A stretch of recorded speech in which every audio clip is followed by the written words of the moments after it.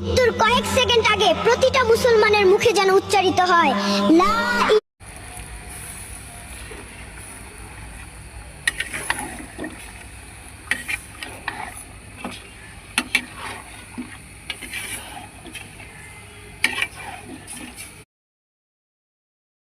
আর আজকে জুমার দিন আমার 2 রাকাত জুমার নামাজ পড়ার সুযোগ দে। ও নবীর উম্মতেরা,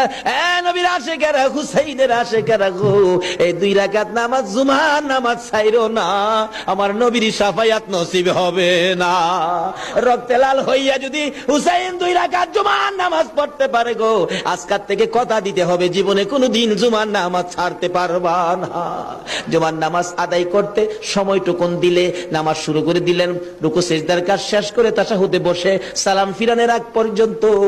কাছাকাছি বসে বসে এই যে সৈন্যরা নামাজের ভিতরে প্রত্যক্ষদর্শীরা বলেন এক একটা করে তীর